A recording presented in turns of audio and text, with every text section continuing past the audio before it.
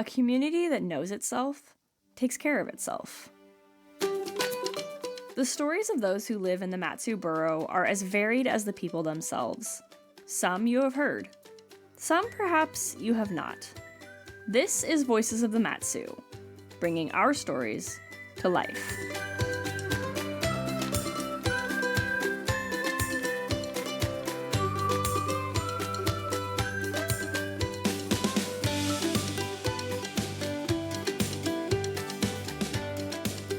Hi there, I'm Emily Forstner, your host today with Voices of the Mat-Su. Throughout this program, we talk a lot about community, the whats, the wheres, the whos, and whys of those smaller groups we find within. And today, we connect with another. This one can be found 85 miles north of Palmer in the Upper Susitna Valley. We find it stuffed inside a small building with a covered walkway added on. There are 2 Connex containers nearby, and for your immediate needs, you have a single porta potty. It may be small, but it's mighty. It's the story of how a small army of volunteers and one director make a difference, helping to keep food on the table, how they work against food insecurity, hunger that's invisible to the eye, and yet the very face of poverty. We begin by getting to know the anti-hunger guru of the Upper Susitna. Luann Carroll Tisdale, Executive Director at the Upper Susitna Food Pantry. Luann welcomes me into her office on a cold January day. Picture Luann's office with me, because it's really a closet space about 6 feet wide by 10 feet long. Her computer with an extended screen squeezes underneath the one window, and my mic perches on top of the microwave that serves as both table and desk. Listen carefully, and you might sometimes hear the hot water boiler turn on and push heat into the space. What type of heat do you use? Oh, well, this is a very old building, and you're probably feeling the heat, which is one of the few places in this building you're going to find it. It's hot water? Baseboard. It's electric baseboard.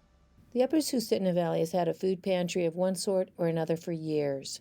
Originally, it was housed in Trapper Creek. Then it moved to the Talkeetna Spur Road in about 2009. That's in this building, provided by the Talkeetna Sunshine Community Clinic right next door. Luann's been with the Upper Susitna Food Pantry for 9 years, but her journey to the task of feeding the hungry started long before then. Luann had started the Rural Women's and Children's Substance Abuse Program in Talkeetna. When that office closed in town, she was offered work in a pilot program in Wasilla. It was on the way home from that interview she changed her mind. I realized I was going to be driving back and forth every day, and I have young children in this community because I chose to come here. I turned around the next day and I went back down and I said, that is a wonderful job and I want to thank you for offering it to me, but I turned it down. From there, Luann raised her children, owned the Twice Told bookstore in Talkeetna, and worked in several nonprofits for 20 years, including food pantries. Actually, I was a shopper for one of them and made those shopping runs when I worked at Alaska Women's Resource Center in the New Dawn program. A shopper? What's a shopper? Oh, a shopper is the person who goes and shops. It's exactly what it sounds like. Shops in Food Bank of Alaska, procures the food for a facility, brings it back, gets it unloaded. Basically, that's what you do. A food pantry shopper doesn't go to Costco and just load up, though sometimes they do go to stores or places like Point Mac for vegetables. But for the most part, think of it this way. Food and money for food is donated to a food bank, and the shoppers go to the bank for the local pantries. But being a shopper isn't the way Luann got to work at the Sioux Valley Food Pantry. Yeah, so long story short, my mother is actually kind of the reason that I work here today. Luann's mom retired in Talkeetna and got involved in the local food pantry, to the point of being on the board. But it became her passion. It was really her passion.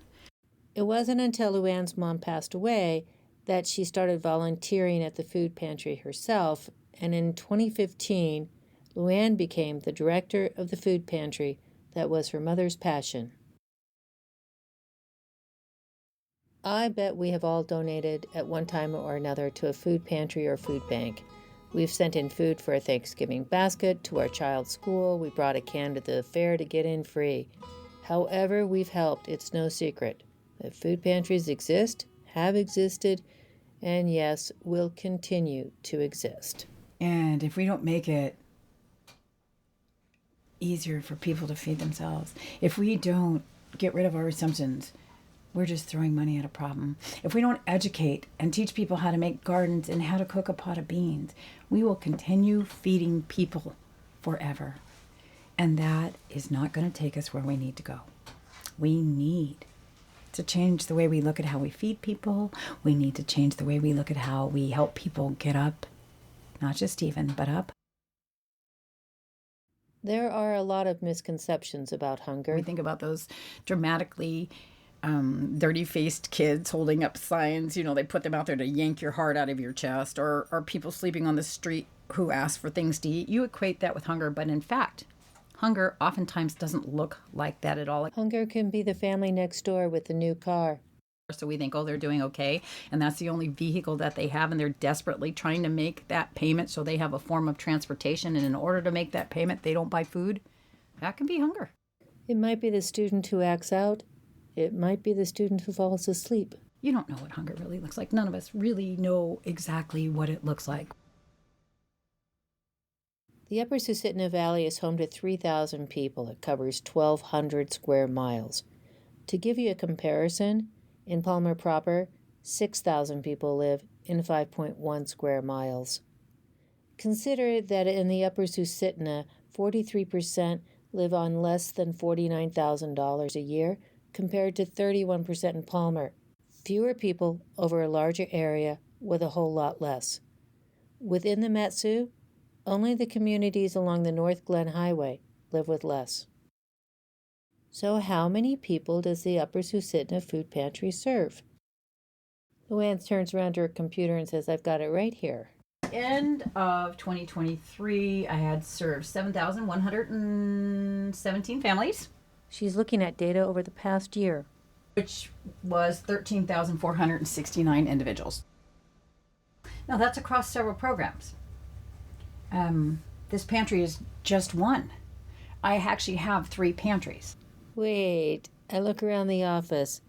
You have 3 pantries? Well, actually, yes, there are. There's a food pantry that is set up in the 2 rooms off the hallway from the office, and there is the food pantry at the Sioux Valley High. That's called the Ram Shack. Kids can go into the high school food pantry once a month on Fridays, unless they're on an extended weekend break, and then we adjust the day so that kids can get in there before. And it's a collaboration with Sioux Valley Senior Middle School and volunteers and staff from Upper Susitna Food Pantry. And kids go in there, they sign in, they're given bags, they shop for the things they need to take home with them. Pretty simple. And a pilot mobile food pantry. It's a pilot program that goes into 3 of our communities that we serve, which is Trapper Creek, Caswell Lakes, and Talkeetna. We're a 50-50 pantry, mobile food pantry. That means 6 months of the year we are a drive-up service pantry. We pre-pack boxes and we give them to you as you drive up. The other 6 months of the year we are a client choice pantry. We put the tables up and the tents up, and we tables and tents, and we put produce and things on the tables, and people come and they pick what they need, they choose what they need, and they shop. There's also the children's programs, the senior program, and other pilot programs coordinated through this tiny office. Luann refers to it as an anti-hunger network.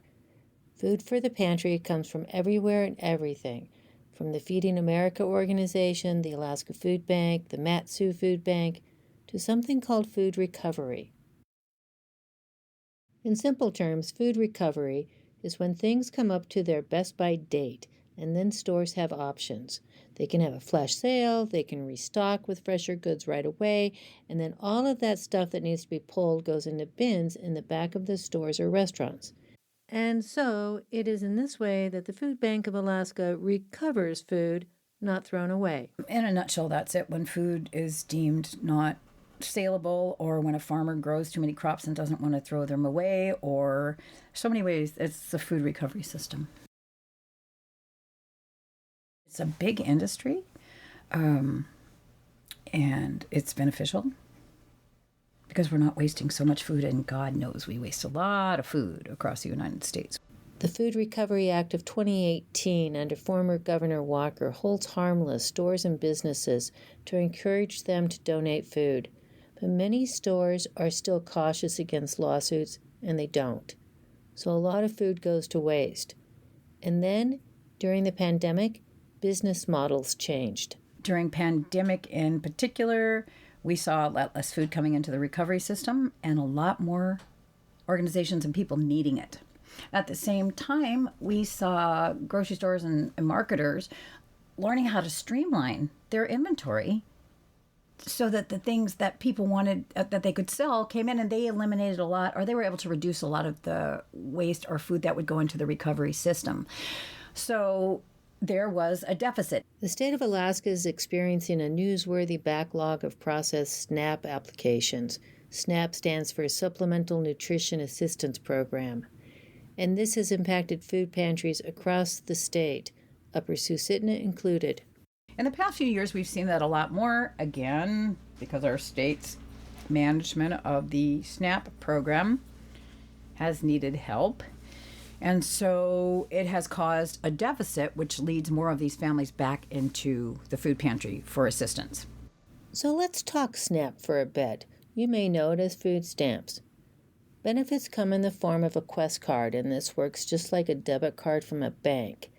And the benefits are determined by using first the Federal Poverty Guideline, or the FPG.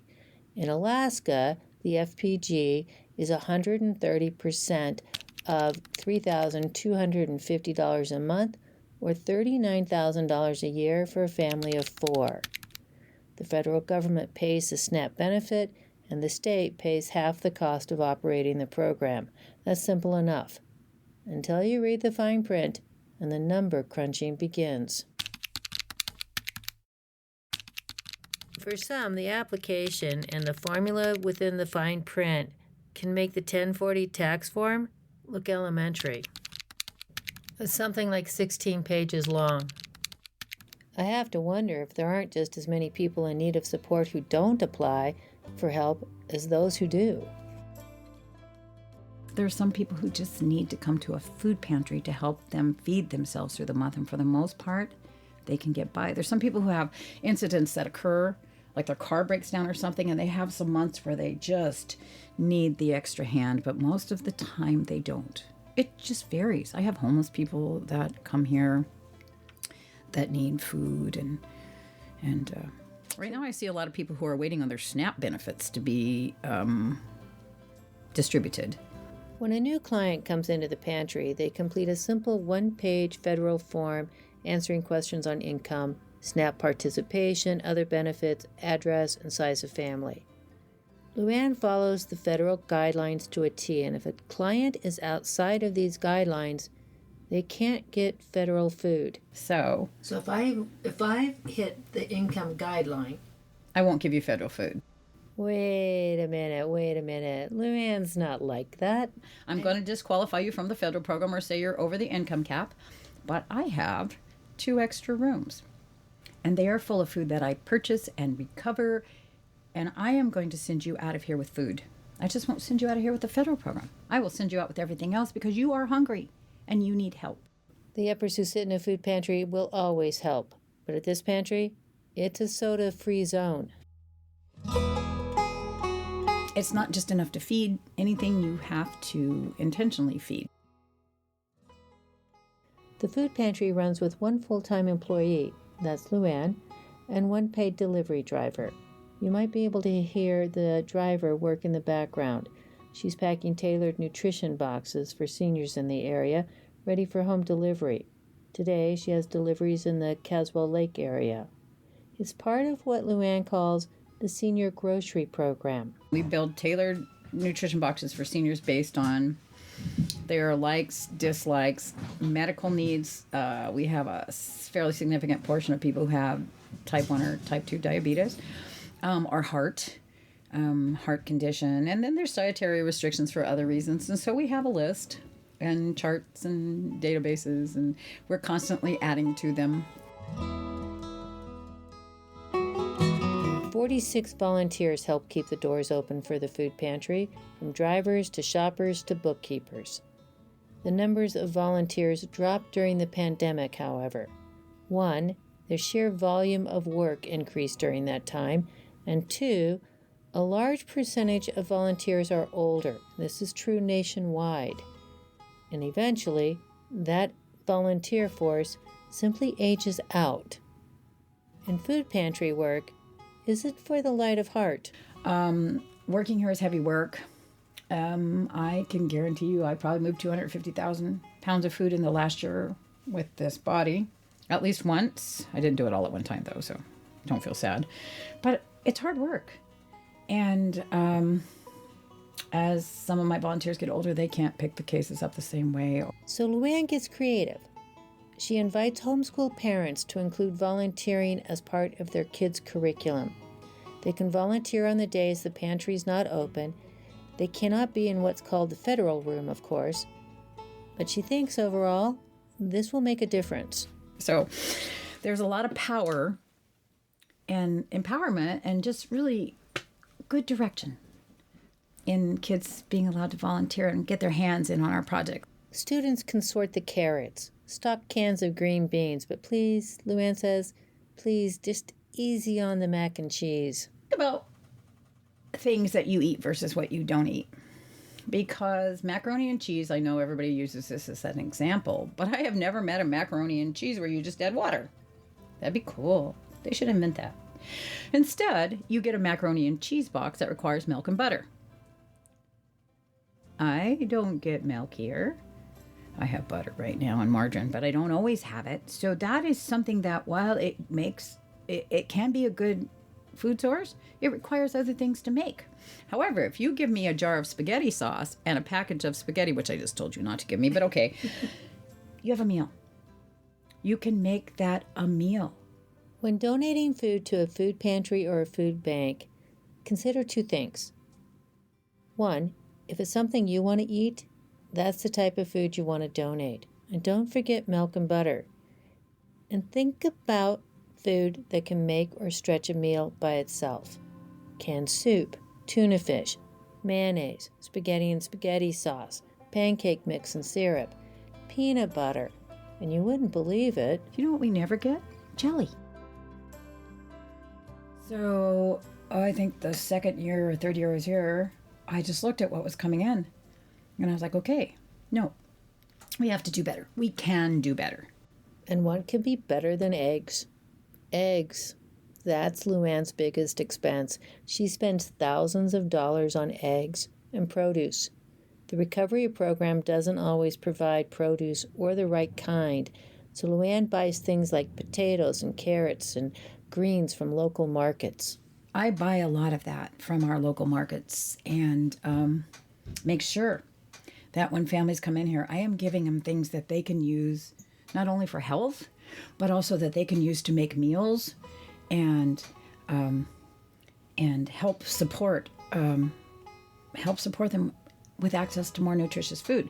And paper towels and toilet paper, can openers, and personal hygiene.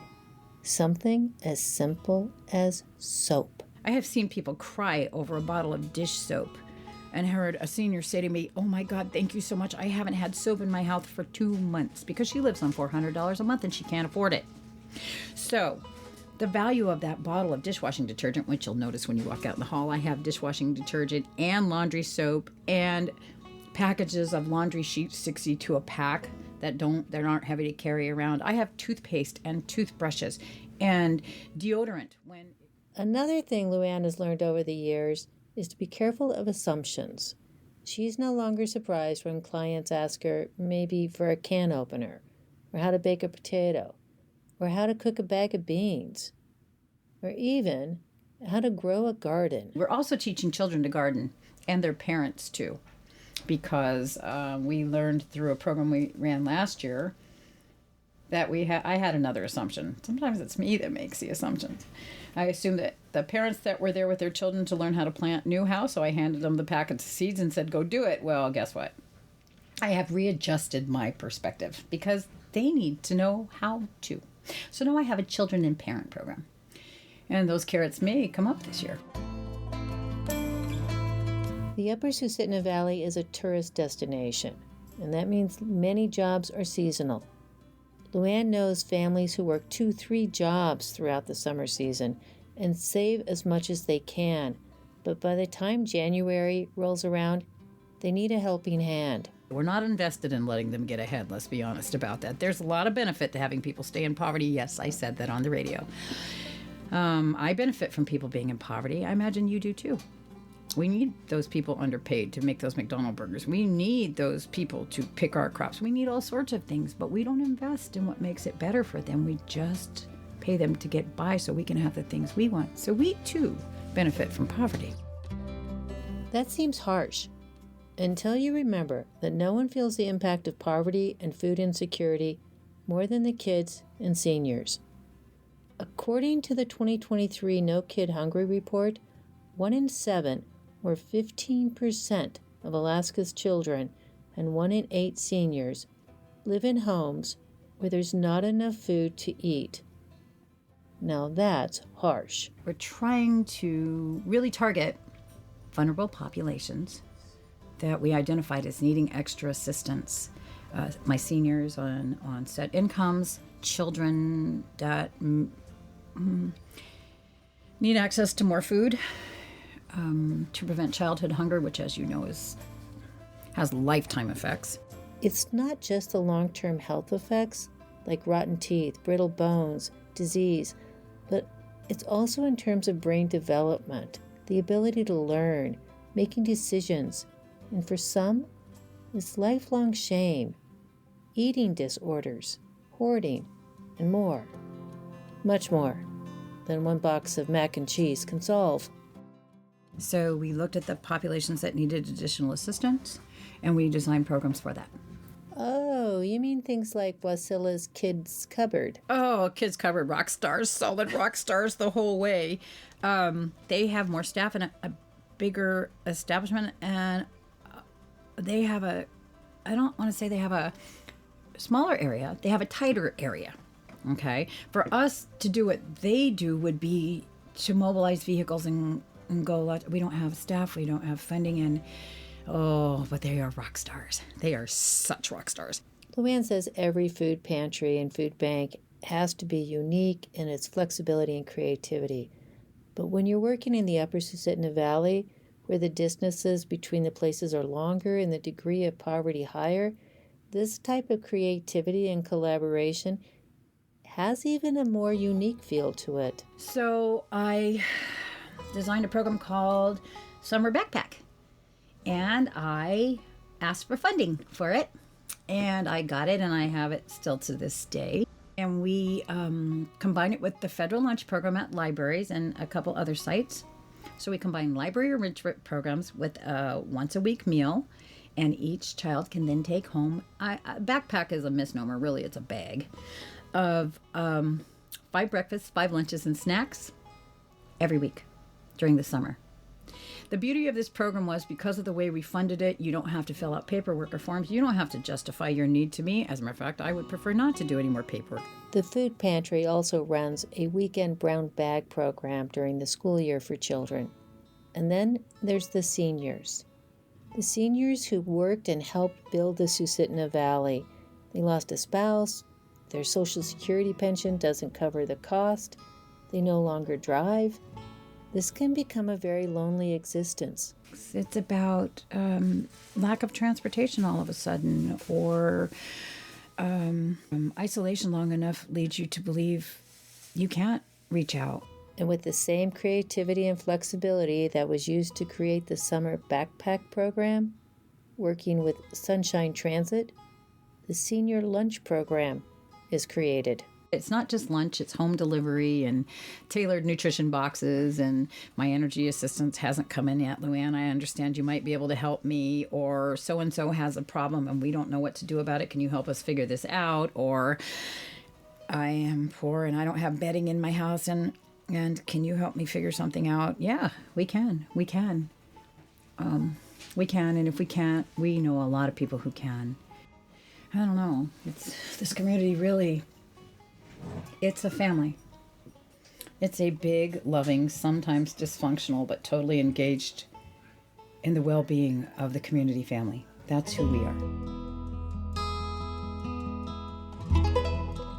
Over the years, Luann's had time to take a really good look at the deep level of poverty people live in and the extreme diversity of the Upper Sioux community. She's honest about it. Wow, I really look at this community differently now, and sometimes I think that that is not 100% great. I see poverty, and I see hunger, and I see complacence from some members. There's a lot of have and have-nots here. There is a lot of indifference, and then there's a lot of compassion. And I realize it's just a smaller version of the bigger world.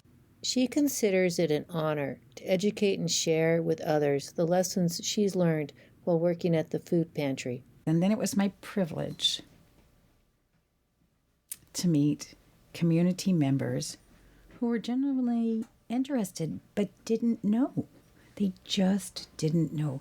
And it taught me something very valuable too, because there are a lot of people who hear the poverty statistic, but it really doesn't have significance for them until an event or something happened and they take a look and their world changes too, and mine changed too. Luann says that people of the Upper Susitna can be the very most generous, lending a hand or a jar of salmon. She guesses maybe they just know more. I ask her if she has just one story to show that. She said if she did, it would be about this woman. She needs a new half roof on her trailer. She didn't have blankets this winter. And she said to me, well, that's okay, I can sleep under my coat. She shows up at every charity event there is. She gives freely of her time. She plants flowers and gives them to everybody. She's 76 years old and lives on $400 a month. And if I had a dream, it would be to have the power to level that playing field. And to take people that just need that hand up and just give it, knowing that I will get back from them twofold. One word, I ask Luann, just one word to describe the Upper Susitna Food Pantry. When you get up in the morning and you can open your refrigerator and there's food in your refrigerator and you have something to eat, you can go through the rest of your day. Everything else becomes possible. If you get up and there's no food in your house and there's nothing to drink, and you know that you have to go out there for the day and not only try and figure out the rest of your world, but you're doing it hungry and tired. So what do I think we give? Just one word. I think we give hope. That's what I think. And we need to understand that, feeding people is more than just feeding food. It's about feeding other pieces of you too. It's about allowing you that little piece of self-respect or dignity, or it's more than just feeding your body. It's feeding your soul. That's it for today's episode of Voices of the Mat-Su. If you have a story or know of someone who does, contact us at voices@bigcabbageradio.org. Until next time, it's been nice getting to know each other a little bit more. A special thanks goes out to my family and the KVRF editorial board for their guidance and support. For those interested in knowing more about the Upper Susitna Food Pantry, you can contact them at uppersusitnafoodpantry.org and the Mat-Su Food Bank at matsufoodbank.org. For those interested in the SNAP program, go to the Division of Public Health at health.alaska.gov. Thanks for listening. Stay well out there. This was Voices of the Mat-Su, sharing stories told by those who live in the Mat-Su borough. To revisit this and past stories, go to bigcabbageradio.org. This project is funded by a grant from the Mat-Su Health Foundation and is produced by Emily Forstner for Big Cabbage Radio. The views expressed in Voices of the Mat-Su do not represent the views of Big Cabbage Radio or the Mat-Su Health Foundation. Comments or questions about this show may be sent to voices@bigcabbageradio.org.